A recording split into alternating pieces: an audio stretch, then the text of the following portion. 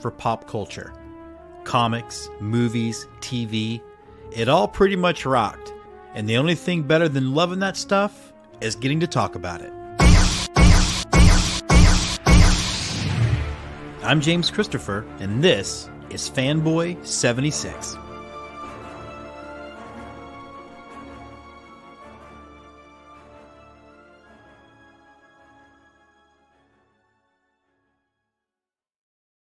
And welcome to a special live edition of Fanboy 76. We even have an audience and we have guests. I want everybody to introduce yourselves. We'll go from my right to my left. Hi, I'm Tim. I like movies about things that are nerdier in nature. I'm your host, James Christopher, and yes, I'm in an X-Wing flight suit. And I'm Elijah Broughton, and I'm just an all-around nerd. All around. Yes, he is, folks. We wanted to do this because we were actually hanging out at the bar, as often these things happen. And we got into some really great comic book movie conversations, most of which kind of were cool because we sort of all kind of agreed, and that almost never happens. Yeah. You know, like the differences were sort of minor. And I was curious as to, from you guys, where you guys got into this stuff. Like for me, it's the cliche of Christopher Reeve's Superman is what began it for me, but really began it for most people. But look, your sort of first introduction to either comics or comic book cinema, and like what grabbed you? Pretty much growing up, my dad and his friends collected comics. So in their collection, they had collections of figurines and things like that. So growing up, it's always been kind of around me. But so my very first interaction, though, that I remember is X-Men 2000. My dad, that was my very first movie I saw in theaters. And to this day, I just remember that feeling. And when I watch it, I remember where I sat in the theater and everything. So from that point on, I was completely turned into the nerd you see. We could also turn this into a why people should go back to the movies again because of stories like that. What about you? You know, it's funny. It's you mentioned X-Men and being experienced. It wasn't the first movie I saw, but I remember making the big event of going to the theater with my brothers and my uncle to see Batman '89. Oh man, Nice. That we've just dated ourselves, everyone. Yeah, heads up. But it was a big experience for me. And then I've always I learned how to read through comics. You know, my brothers were very into it, and so I can read, okay, but touch and go, everybody. But I selective read. It's selective. So I kind of learned on comics, so it's always been a big part of my life. But my friends and I used to, rather than having normal conversations about things, we used to cast movies. You know, that because Wizard was a magazine that used to do this. Oh my God, Wizard magazine. Big casting blocks. So we used to sit on the phone for hours, just talking about who we cast. And I would always fall for the April Fool's edition too. This G.I. Joe movie is going to be sweet. Yeah, I always fell for that. So it's just something that has always been a part of me. And then this kind of renaissance we've had in the last few years. What I find interesting is, and there's always some like big director who will kind of talk about this is like, and I love Christopher Nolan, but he'll talk about like, well, I think the comic book movie thing is over. And I'm like, well, first of all, you know, you got famous by doing this comic book thing you seem to no longer like, but you know, it was weird because you did have Superman, the movie, and then Superman 2, and then crap, and then Batman 89. Yeah. And then you had all of these like you can't dismiss like The Crow or Blade. True. For all of these things, and all of a sudden it did explode. But do you feel like there's a point where do you think fatigue sets in, or is it like any other genre? If it's good, it's good. If it's bad, it's bad.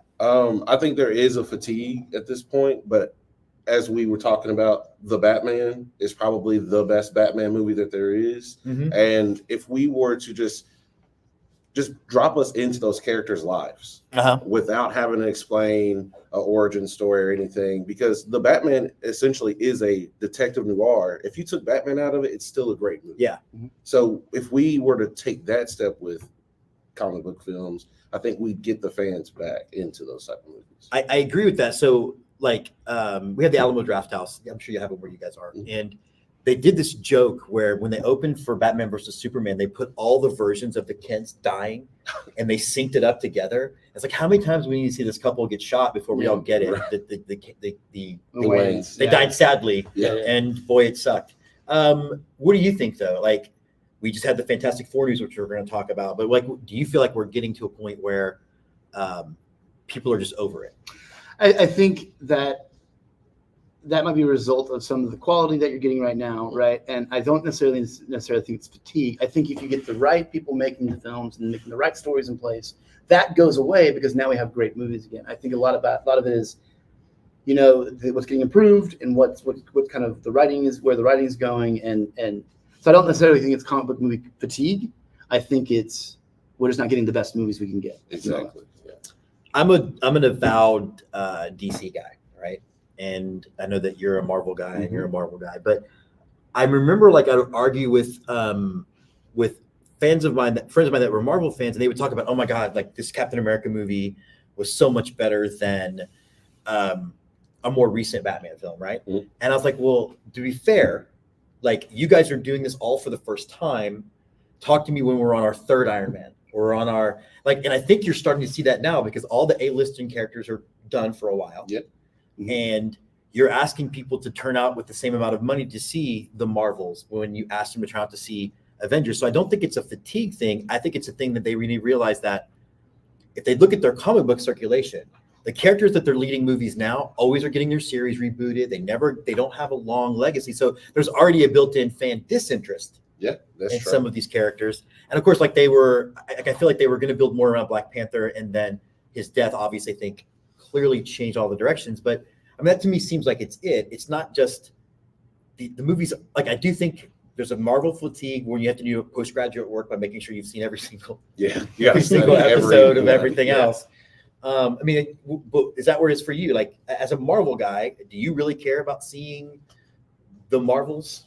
Actually, I saw the Marvels and I enjoyed the Marvels. I think it's a great representation piece, not just for, young Black girls, but also for Middle Eastern girls, and showing them that, hey, you can stand up and do whatever. And like I said, me personally, I enjoyed it. It was fun. I didn't have to take it so serious. So I think it's not necessarily fatigue. It's just, what are you into? What is reaching out to you? And I also think that we could apply that same measure to Doctor Strange 2. That was mathematically not a great movie. No. And it was being carried again by a character that normally shines as a B character in somebody else's story. What about you? The guiding light.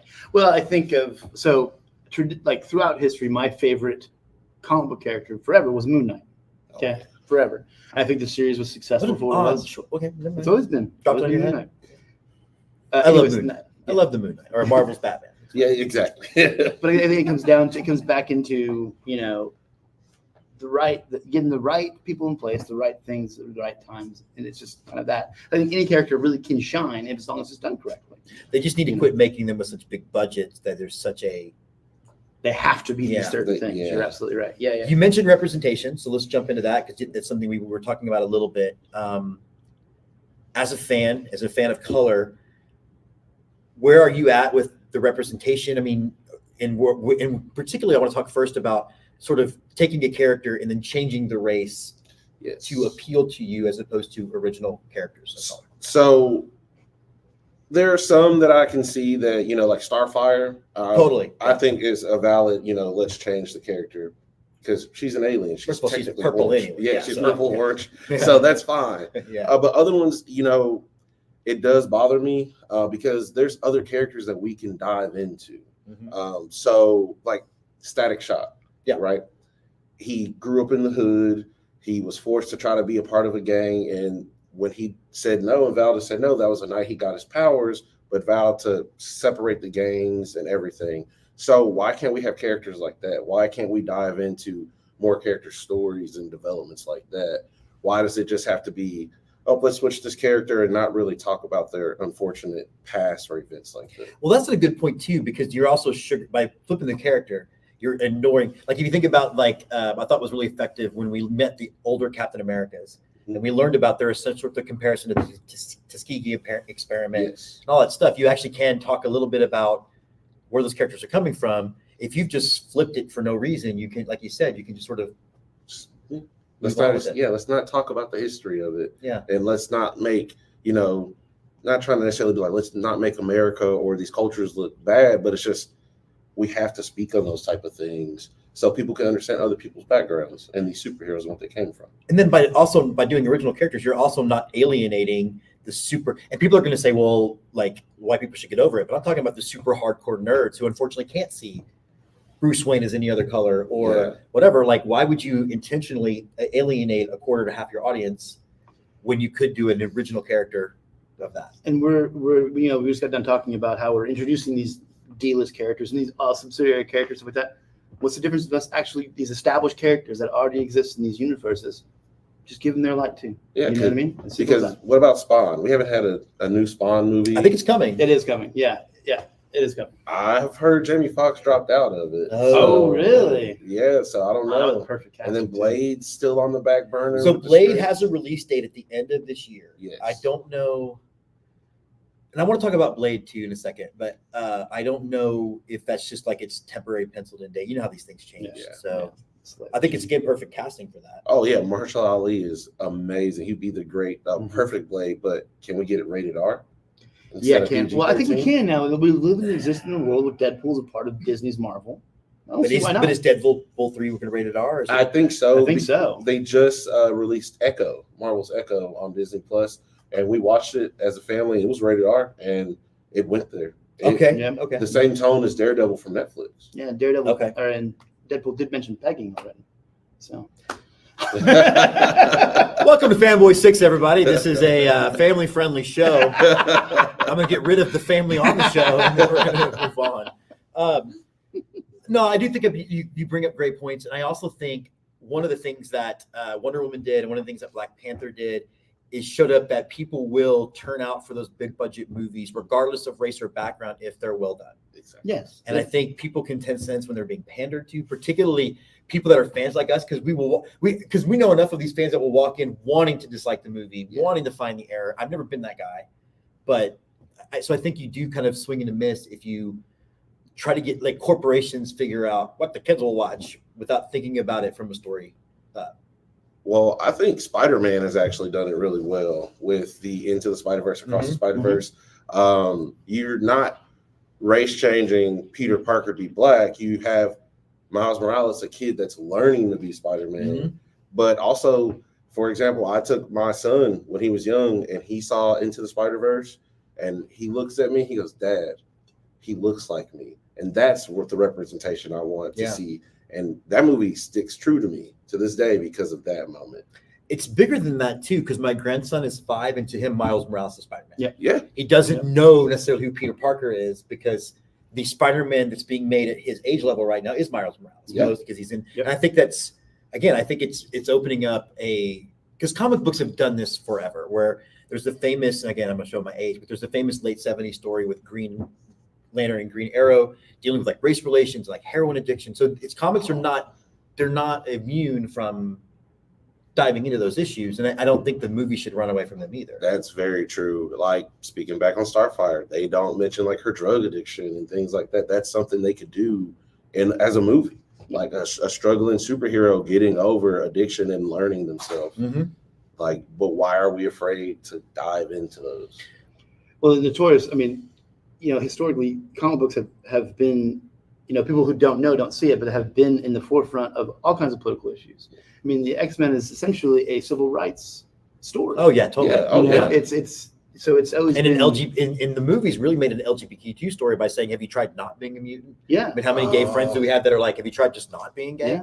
Yeah. Trust me, I tried not getting my butt kicked to school. Yes, I mean that's the answer. So. Well, they did actually kind of hit on it in X2 because Bobby Iceman. Right, totally. I mean, they nailed. That's what I mean. They really did a good job. Of bringing that in subtly. Yeah, which by the way, I told y'all many times, X2 is the best superhero movie. So we still pull from that movie to this day. So. You haven't seen Dolph Lundgren. That's not the official stance of this. No, I loved it. I loved X2, and I was so mad at X3 because and this is probably not going to shock you because Superman's my guy, Captain America's my guy, which means Cyclops is my guy. Ugh. And to kill, I'm sorry, but none of the other guys can be leaders. Neither could he. He's lost his team twice. Well, because of bad writing. But no, but to kill him off screen the way they did in X3, did not deserve that. No. To butcher Dark Phoenix, and I'm not even a guy who cared about that. Like I know you were real upset. Well, because and heads up, the second rendition, the second go round, They get the same writer that already ruined the Are you Dark Knight, serious? which is Yeah, such it an is. important, like, if you're an X-Men fan, it's such an important story. Yes. You know, introduce, like, we're okay with, like, okay, well, she goes away, Madeline Pryor, all this, the whole story is fine, and it tells well. It's a Claiborne story, and it's just the way they kind of just abused it and just didn't care, and like they use it as this high action thing. You know? I've seen all of the X-Men movies mostly because they're the ones Jessica likes the most. Yeah. And so the fact that she's interested in any of that at all. And what I find interesting about that franchise is they can really go from great movie to stinker to great movie. Because First Class is great. Super good. So good. You know, and I thought even the Days of Futures Past one. I think that one's amazing. Yeah. How they tie the bridges of the past and the future of RX. Yeah. Yeah. I thought it was great. And I wanted to bring up, you brought up the Batman. Yes. And I rewatched the Batman. I mean, I've seen it like 4 times, but I rewatched it last week. Mhm. And then I watched the animated edition of Long Halloween. Oh yes. And what I think, it's like, I feel like there's, for generations, we have ran so far away from the lore, and no movie expresses how bad a mistake that is more than Batman '89, because there is that one problem with the movie of the Joker killed your parents. Yeah. That means you're not fighting somebody who's 60. Yeah. And I don't think that's really, you beating up a geriatric is not making you a superhero. Not only is that ooze, that toxic waste make you white, it's also the fountain of youth, apparently. Yeah. It's all I can do. But yeah, no, but I do think when they realize that these stories are not for kids, Yes. that if you stick to the source material, you're going to have a more successful Yes. I believe so. thing. Yeah. 100%. Because again, the Batman is the Long Halloween in a lot of ways. Yeah. And I think with part 2, the next Batman, that's going to be the Long Halloween part 2. Yeah. And we should get that true and through follow up with the Batman part 2. They shouldn't pull punches. Are they making a mistake by doing the Penguin show? Because I'm into it, but are they becoming the Marvel of now I have to watch 19,000 hours of stuff? I'm glad you brought that up because I don't think so. I think it's great.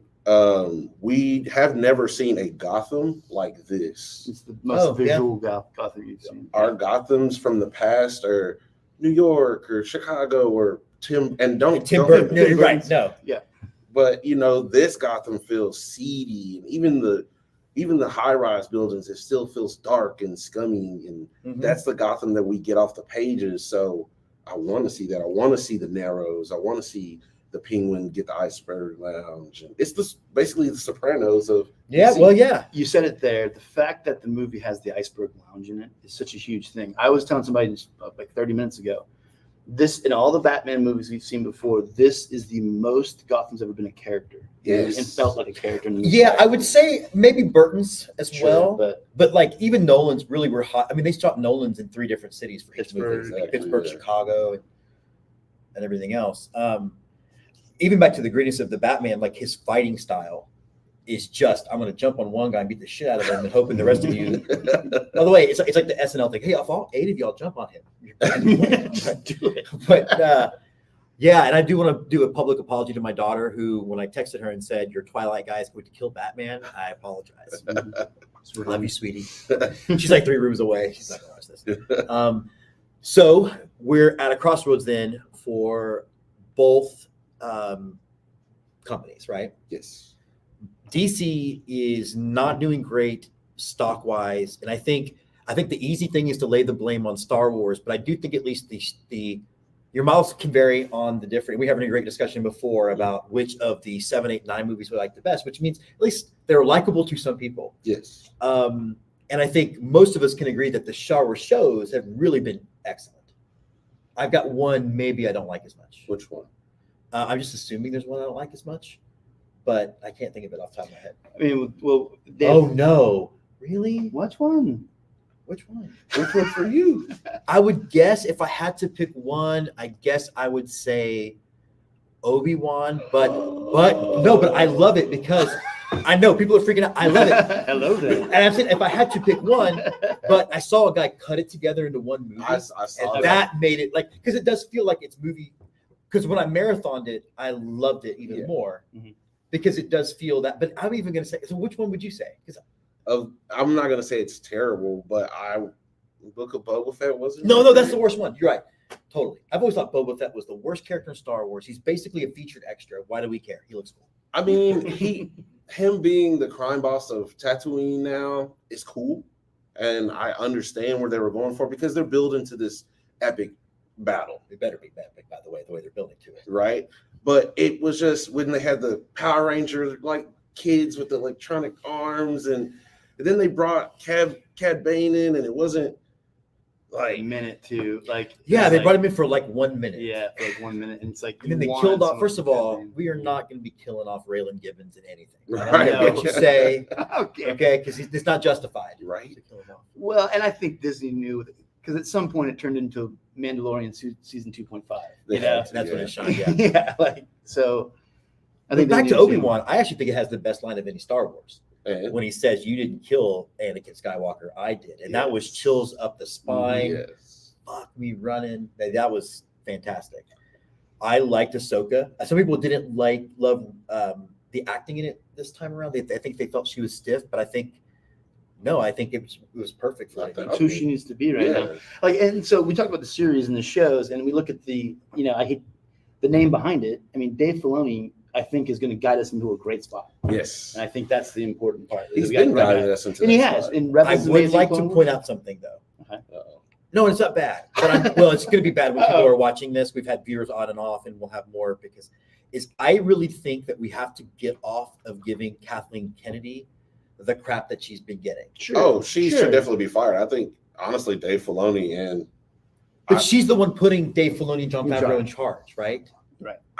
She made the I right have- move by getting the Kings of Kingdom to Filoni. I have Finally. some beef. I have some beef with her.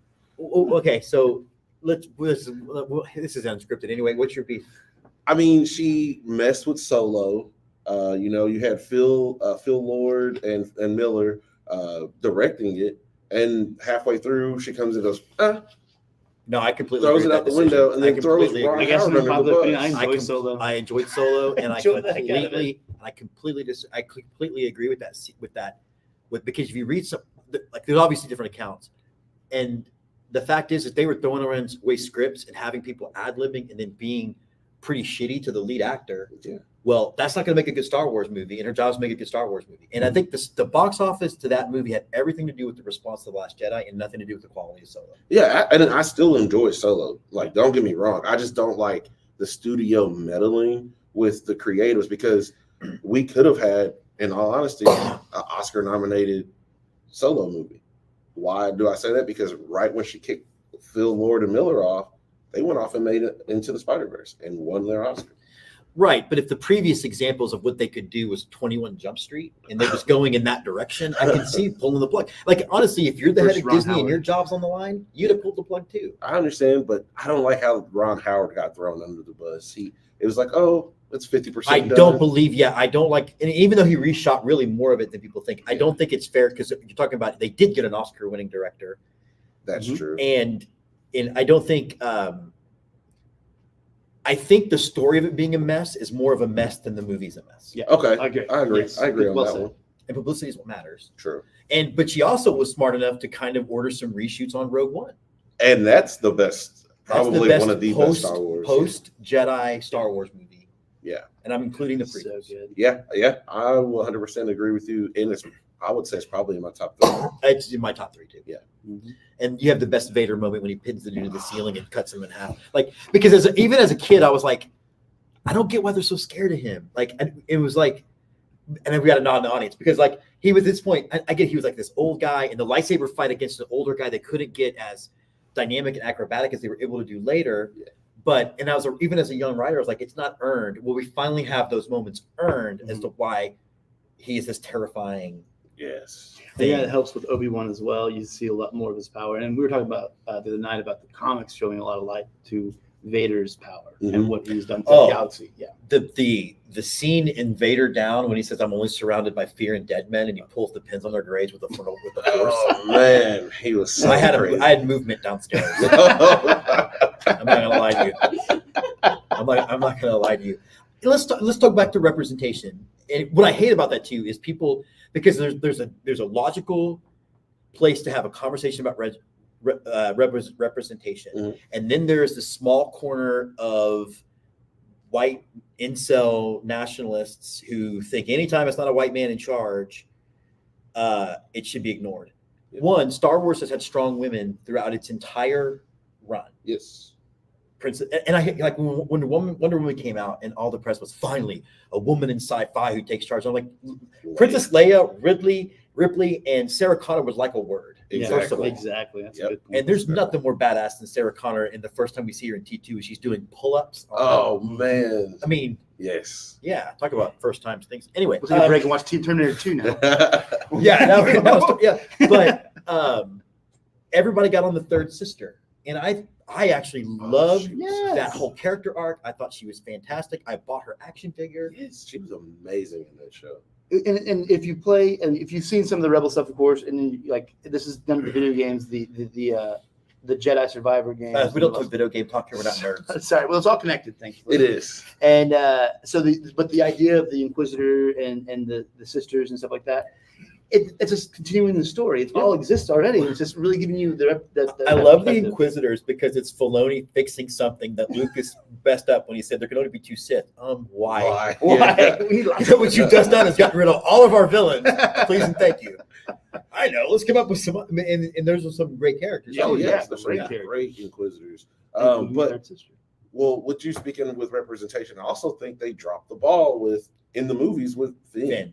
I think Finn was supposed to be the lead in those movies. He should have been the lead in those movies. And not to take anything from Daisy Ridley, but Finn had the best story. A stormtrooper that deflected from his troop, found the rebels, and joined this war and fought for all good. But then it turns into, where's Rey? But you can blame that for is that was Rian Johnson in The Last Jedi, where we had him off on side quests and you gave and we should talk about the fanboys of that movie too, because they gave was the Asian actress, what's her name?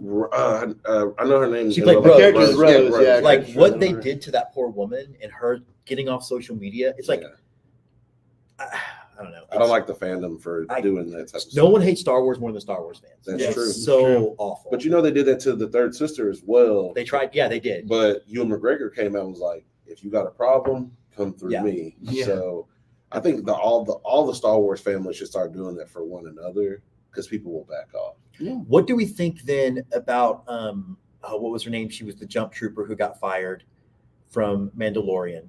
Oh, and I never thought she was a strong actor. So as an acting choice, I didn't. Cara Dune, but what do we think about her being fired for her? Was it perceived anti-Semitism? Was that what it was? Yes. So technically, it wasn't fired. They were done with season 2. Yeah. There was no script for season 3. So technically, your contract going in a different direction. Your contract had been fulfilled, ma'am. So we do not need you. We don't need you any longer. So, but I get where you're coming from. Like, I'm just curious what you think, because part of me is like, okay, I understand that from a corporation, you cannot turn off part of your audience, but also I have a degree in history in World War II, history of focus on World War II. Like, I think we need to rid anti-Semitism, yes, just like we have to rid racism and acknowledge that these are groups of people that got the shit kicked out of them for a while. We should stop doing that. The fact that we still have that problem is a problem. Well, it is. But I also am like, do we all because the logical step of the slippery slope is, do we all want to be punished for stuff we say in a heat of a moment? And you hear about people 10 years from now finding a tweet being like, oh, you were 17 and you tweeted something stupid. So I'm very torn on it. I'm, for the most part, okay with her not being on, because I think she sort of sucked. But I mean, no, I agree where you come from on that. But it's the fact she said what she said, right? And we all have free speech. But she doubled down and tripled down and then went to Ben Shapiro's show. So at that point, as a boss, my hands are tied. No, you're right. Yeah, because there's freedom of speech, but there's not freedom of consequence from speech. Yeah. And if it was the heat of the moment thing, then like you said, she's not committing to it, right? Yeah. Like the heat of the moment is it wasn't the heat of the moment. It's an emotional value. This is. Let me tell you what's wrong. No, with serious. I'm serious here. I don't like the music. Let me tell you why. Yeah. We got on a weird tangent. Not supposed to be a Star Wars show. But what I was going to say is but Marvel, I don't think, has done the same success with their shows And I think part of that is like, I thought WandaVision was brilliant. Yes. I loved Falcon and the Winter Soldier. And okay. No, it was good. There were things you could tell they took out of it because of COVID and everything that was going on. I keep forgetting that was a thing. Yeah. I think like so. I thought a lot of the first round of the Marvel series were great jumping off points that they could have used. Like you have all the stuff, the Sons of Liberty stuff they introduced in Falcon and Winter Story. That's a great story. Go make it a 6-episode series or whatever you want to do with it. But I did not like Loki one iota. Oh, I know. what about the second season? Yeah, why am I going to watch the second season if I hate the first?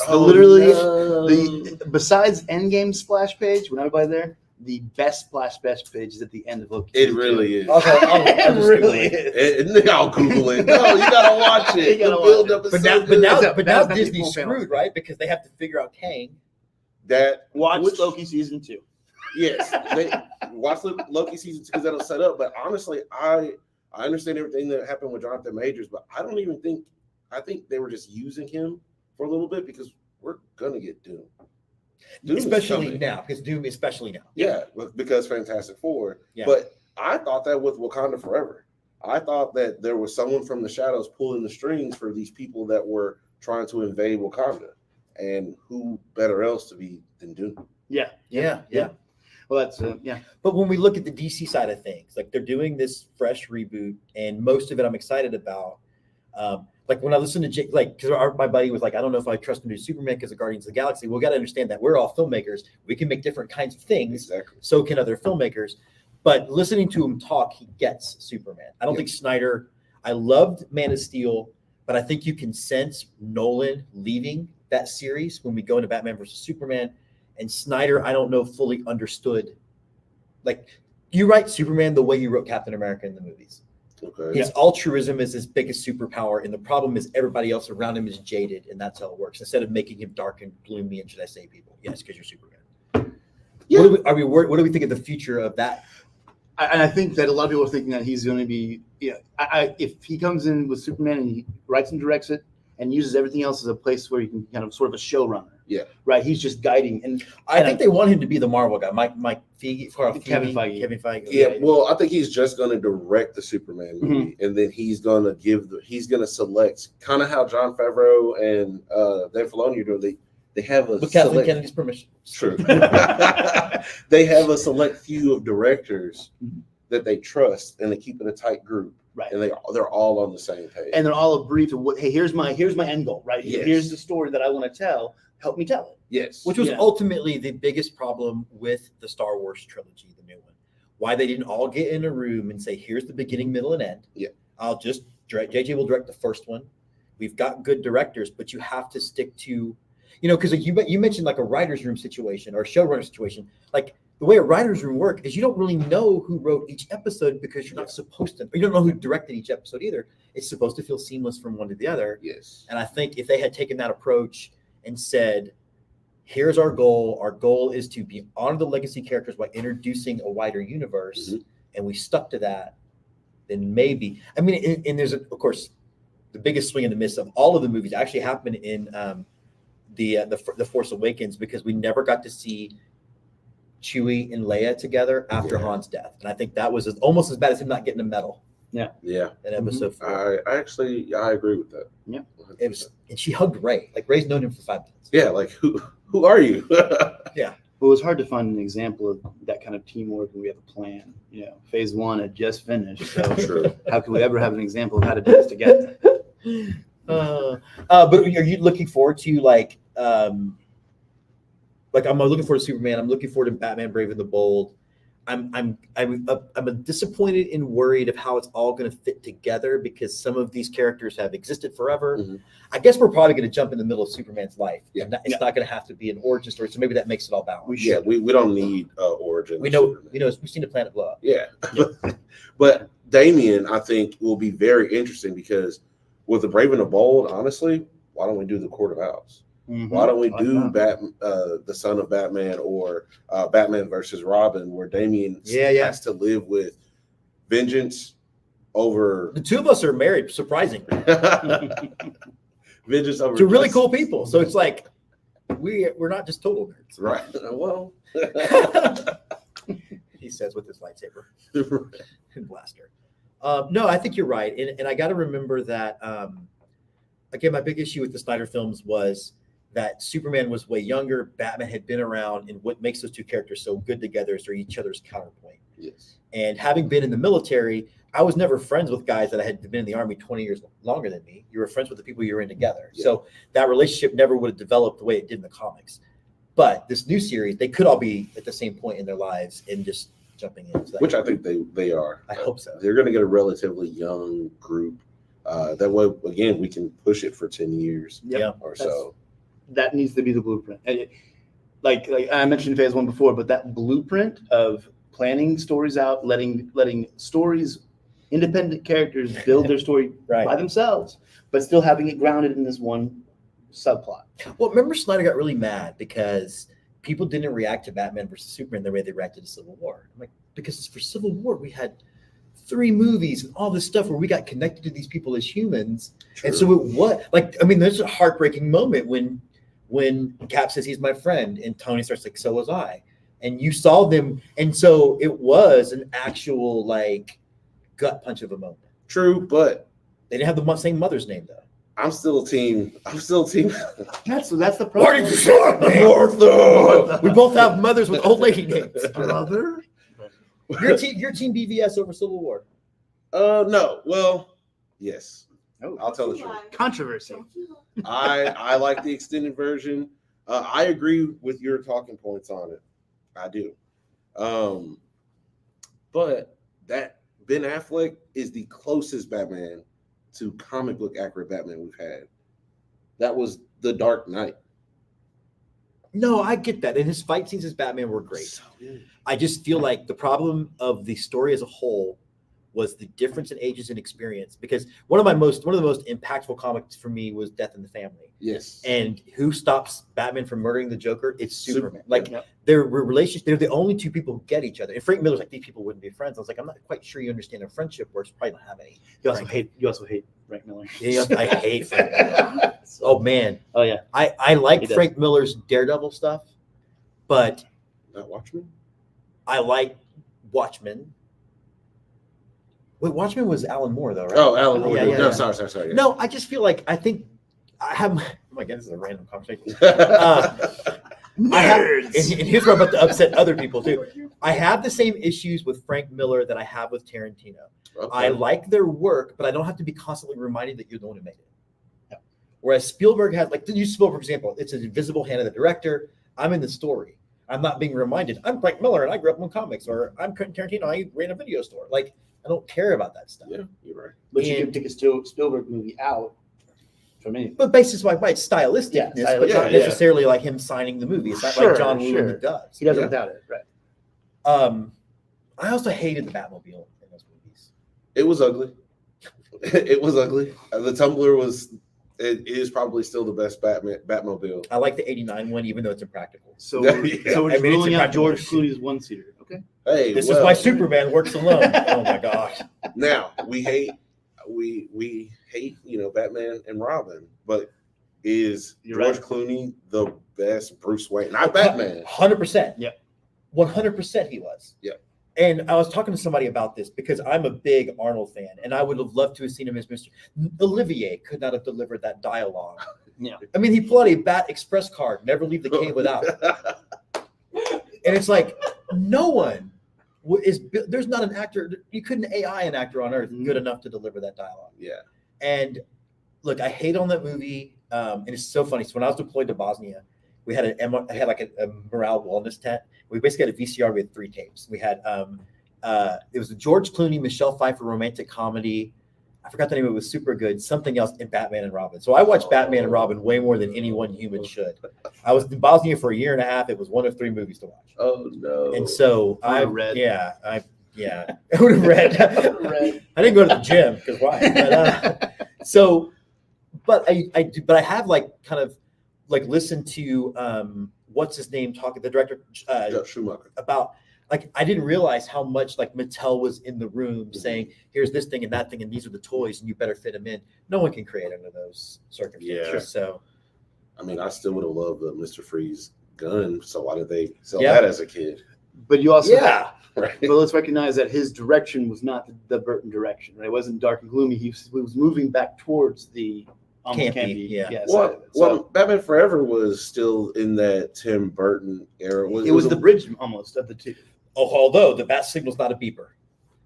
Just saying. I mean, And Joker Lawyer. too. I mean, Two-Face is yeah. I mean, Joker Light, Two-Face. yeah, yeah.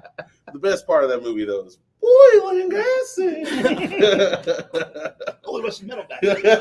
Well, no, it's rusted metal. But did y'all actually know that Marlon Wayans gets paid for that movie still to this day? Yeah, because he's supposed to be Robin. He's Right? supposed to be Yeah, Marlon, yeah, yeah. and they did not fulfill the contract. And anytime it's played, he gets the royalties. That's movie. awesome. I think Burton gets paid for that movie still. There's, in fact, for a while, even Nick Cage was still getting paid for anything with Superman in it. Superman wow. Lives. Because they had walk. Boy, that would have sucked. That, That'd have been a movie big would've been styling terrible. piece of crap. But yeah, But we talk about Warner Brothers in DC. Something I always go back to is Kevin Smith talking about Warner Brothers and how they feel about comic books. Yeah. yeah. That is Not seen the Kevin Smith recounting his story of pitching Superman Lives. Oh And man. you're watching this, it is some of the funniest internet you'll ever have. The crux of it being that John Peters wanted to have Superman fight a giant spider. Mhm. The movie fell apart. He did Wild Wild West with Will Smith, and guess what he fights at the end of the movie? A giant spider. And by the way, Wild Wild West is a great fun movie, and it's edgy and it's daring. You've got racist jokes, but you've got wheelchair jokes that balance each other It's out. everybody. It's everybody gets pissed. Let's do it. But I love Wild Wild West. Like, it sucks I that want to be Superman- Will Smith. I kind of want to be Will Smith. A little bit. Well, now after the slap. Okay. All right, here we go.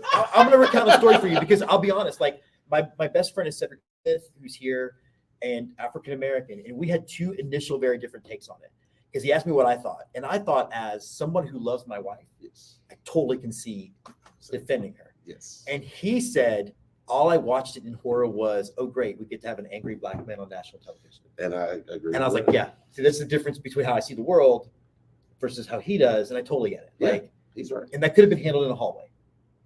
Or backstage. It should backstage, not or- in front of millions of people. And then you find out that Jada Pinkett Smith was like kind of torturing Will. Like, Kinda. She still is. Yeah.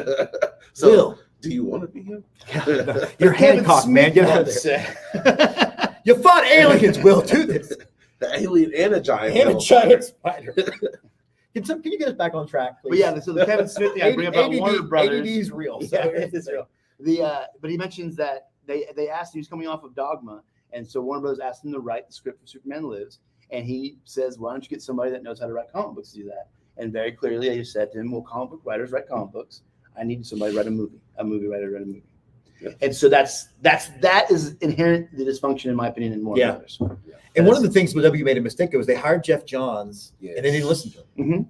That disappointed me so. I was so much. excited I was because I think Jim Lee was involved too, He and they was. listened to neither of those guys. Here's a perspective about if you're where you're at with DC movies and stuff like that. If you watch the DC animated stuff, Oh, that's the world that we should live in. Yeah. it is. That is And the world we honestly, should live in. for as much as it was made, for as much as it was limited, I think the CW TV stuff, The Berlantiverse stuff. Yeah. Arrow. Arrow, yeah. Batman, But to me, I think Superman and Lois is the best Superman to be on a screen in forever. Yeah. And that's what I was going to ask you. So, with you saying Marvelous Mrs. Maisel is going to be the best, Lois, what about Lois from the television show? Well, here's the She's- thing. I have a crush on Miss Maisel, so we're still gonna go with Miss Maisel. Oh. No. I think Superman and Lois is nails everything about. I wish Superman could get clean shaven. A little bit. You know what I mean? Like the sort of like dirty Hard to hair find he's got razors. going on. It's hard to find a razor with the cut Kryptonian hair. I get That's it. true. But I love how at first I didn't know what to think. Like Mhm. at first I was like, I don't know if I want to see Superman weighed down with kids, and I know he's got a kid in the comics, and of course Yes. we're reading all the homophobicness about that stuff. But the balance of it, and then the balance of only giving one of the kid powers, Yes. it's so good. It's so good. Because you're creating another Superman and another formidable foe of Lex Luthor. Yeah. In a sense. Completely. Like, how did Superman not only defeat Lex Luthor but create another Lex one? Luthor. Yeah. And they did a great job with Steel and changing that character up. So, no, I do love her as Lois, and I'm glad they changed the suit up from what the suit was when he was in Supergirl. Yeah. Where it looked kind of janky, and now it looks more like kind of more Man of Steel-ish, more. Yeah. I I got mad though. He's not big enough. Superman's not strong because he went to the gym. Yeah, He looked like me. And still be Superman. yeah, be ripped. Am I Superman? Let's talk Fantastic Four before I want to open some questions. Sure. Yeah. Thoughts on the casting overall? Are you connected enough to those characters to care? Well, here's the thing. Okay, so I think they're very important in the grand scheme of things that we're starting to move into Secret Wars and all those things. But yes, I think it's very important that we get the right cast. I'm curious. I think it's interesting casting. Mhm. I think that there's nothing inherently wrong with it yet. Like we can't see any kind of. And my man crush on Pedro Pascal is not enough for me to be okay with it. Yeah, as long as it's the Mandalorian fine. mask By the he's way, doing, it's it's fine. SNL where he plays the Mexican mother. If you have not watched that, oh my God. But I think that in the long run, as we mentioned before, the Fantastic forecasting is important, and but I think where that is what it is, the Doom casting is going to be far more important in the long run. 100%. That's the nail in the coffin. Yeah. Talk to me why. I feel like I don't know anything. Why do you guys put so much pressure on Doom being that guy? Because Doom is pulling the strings at all times in the background. Yeah, he not only is he a genius, but also he knows magic and he has money, and you put all that together, you're a very formidable foe. So if you So he's kind of Lex Luthor in a way. Yeah. With With powers. More With powers, Yeah, with yeah. powers. And not a suit that looks silly. right. Yeah, Got it. But he's Got it. I mean, honestly, you find out, like, it took like 20 years to find out, but he takes his mask off eventually, and he really doesn't look scarred or anything. No. It's his vanity, right? Oh, And that's so kinda cool. yeah. But if you look at what Marvel's doing and what they're trying to do, Werewolf by Night kind of introduced the Blade with the horror universe, right? That was And then so you had- good. it was very too. good. so good. You had Give the me more of magic that. with Thor and all these different sectors, and rightly so. They started with Captain America and Iron Man, to little ground reality, and let's grab the fans and let's bring them in. And then they swung and hit a home run with Guardians of the Galaxy by Yep. introducing hardcore science fiction to it all. Yes, very true. Doom could have was lost right in the people. middle. Doom was right in the middle of the Venn diagram. Yes. He's, I was under the impression there'd be no math on this. well, sorry, a Venn diagram. Sorry, but yeah. So he It's lives about right. He lives right in the middle, so where he kind of can play in all these worlds. Yes. Okay. He's very important. I mean, because I remember in the other movie, he kind of was he was not a very good Doom in the other movie. He's fine. Fine. Yeah. I mean, Okay. but he was all, like you said, he's not really scarred. And that movie was like, oh, I'm scarred. Yeah, that little scar. And they're like, oh, I gotta collect true. metal. Yeah, it was. Okay. Now, do we all agree that we have to have a Captain America cameo just so we can see the Human Torch go fly by and go, wait? Yes, that of would course. be great. Of course. I think he's definitely coming back because they say he's on the moon. So there's a door for Chris Evans to come back. Well, and we talked about the box office stuff. That would reinvigorate the box office if you start bringing back. But we also have the multiverse where we can bring anybody back anyway. Well, yeah, but I'm Sure. talking about just simply from a filmmaking perspective. 616, If you're lacking money, bringing back Robert Downey Jr. and Chris Evans, even for a little bit, infuses something into that movie. Yeah. 100%. Any questions of our audience or any thoughts? What do you like? What did I say that was wrong? Yes. So one of my questions, when you're talking about portrayals of Superman, have you guys watched Superman versus the Elite? Because I thought that was a great sort of movie that gets why Superman does what he does, and I love that Yeah. portrayal a lot. I just wonder what your guys. I'm a big devotee of all the animated stuff, and I really liked that one. I'm actually super glad that they're going to redo Doomsday like the proper way, because that was a real swing and a miss for them. Yeah. No, I do like it, and what I love about what we said earlier about the animated stuff, because they know that their audience can be small, they can be close to the comics, and they can have all the things that some suit might say, well, that's hokey, nobody will buy it. Yeah. Red underwear, nobody's going to buy that. Yeah. So no, I really did like that movie, and I love that portrayal. Is Bruce Timm still running all that? I thought. No, it because was. something happened recently because he was going to do another Batman show, and I think They might have gotten upset with the whole raping Barbara Gordon thing, but well, Amazon Prime I think still is trying to make it. it's still I think it's Okay. still going over there, but it was Okay. supposed to be on Warner Brothers, but Warner Brothers pisses everybody off right now. then they just True. delete the movie. Like the fact that they deleted a Batgirl movie that everybody said actually after research and editing would have been good. Like Yes. there's not a single person who saw anything about that movie that thought, well, they deleted it because it was bad. Yeah. Oh, yeah. Well, the Acme and Wiley Coyote thing, like people were willing to buy it. You Yeah. were going to make money. Yeah, Just I mean, no. the whole concept of Wile E. Coyote suing Acme Brick for all the things that happened, that is a genius concept that people would have just checked out just to check it out. And Yeah. they just deleted it, and it's killing. I don't know. It's awful. I'm tired of it. Tax breaks or something? Yeah. Yeah. Yeah, because They're our right. tax code is stupid, and I think it was like 35 to 40 million, but Batgirl was 75 to 80, Yeah. I think. and if I remember, like Paramount even gave them an offer that would have given it a theatrical run, so they likely would have made more than 35 to 40 million. Absolutely even they if it would. wasn't initially. Yes. Well, all I have to say is I'm tired of Warner Brothers laundering money in front of us. Yeah. I thought you were going to say I'm tired of Warner Brothers. I said I am too. I too agree with that. I agree. Until Lethal Weapon 5 comes out, and then I'm there for it. So, because that's how much I stand up for what I believe in. I'll be there. No, that was bringing up like I wish more people watched the animated stuff. Like again, The Long Halloween was so good, and they're able to do like they did the whole Teen Titans Tower of Babel. Yeah, the oh, fact that they're was doing so good. Elseworld stuff and they're successful. Gotham by Gaslight was awesome. Yes, Yeah, yeah. Gaslight Like, was amazing. they're using And I'm like a Elseworld stuff. ripperologist, like sort of. Maybe I'm into it. No, I'm not studying this shit. I have a solution. Tune in next week. But to get to see that stuff. But I also like that. That's what James Gunn said. All right, these movies, like the Batman's Elseworlds now. Yeah. And then all these things. So because, well, one, I hate the fact that Marvel gets to claim multiverse first because morons think they did it first. When It's DC's been doing it for 50 years. Is that But true? like we as comic book fans are versed in the idea that you can have different stories with different characters and it doesn't have to all come together. Yep. And I love the fact that now we're just going to educate people that that's a thing Yes. instead of being worried about it. We don't ever have to see Martha Kent shot again. We get what happened. We don't need to see the dramatic pearls dancing across the wet street in and out of focus. Yeah, it's kind always of a a cheap nice string of shot, pearls. Isn't it? Right. It's always a nice. It's always a nice. It's always at night too. Yeah, it's great. Any other thoughts? We did some Star Wars talk too. I think I might have upset some people over there. Oh. Let's see, Star Wars. What are y'all's top 3 Star Wars movies? I keep a running tally of Just everything. keep it close.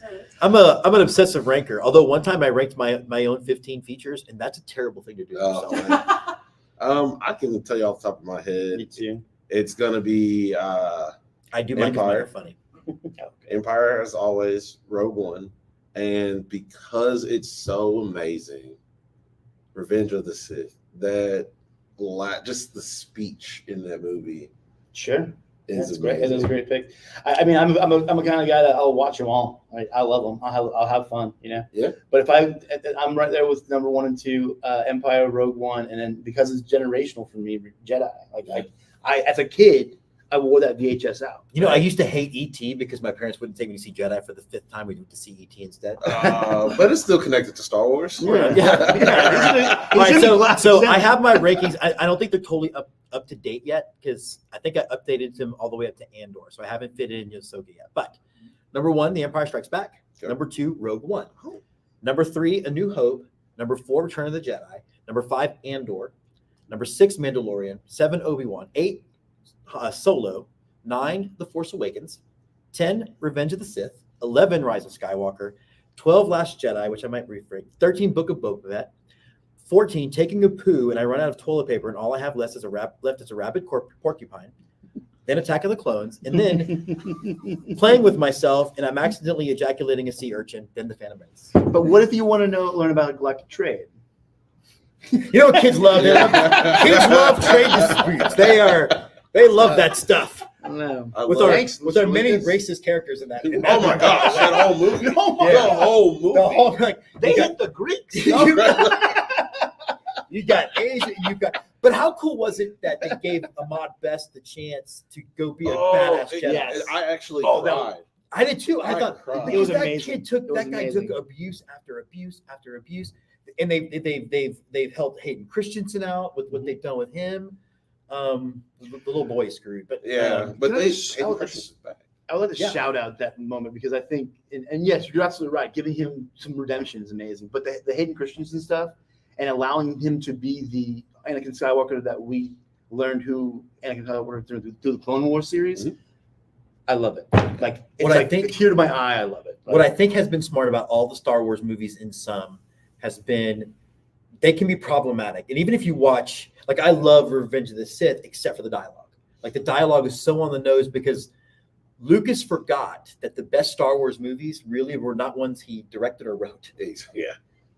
He got Lawrence Lawrence Kasdan. like yeah. Lawrence So Kasdan. when I say to me the Jedi are evil, that's how 5-year-olds argue. And I hate them. I hate them. But what I do love is that through Clone Wars and then through these series, they are making the sequel trilogy make more sense. And they gave redemption to what Anakin Skywalker was like, so we don't get that jump from I'm fighting for Padme, now I'm killing kids.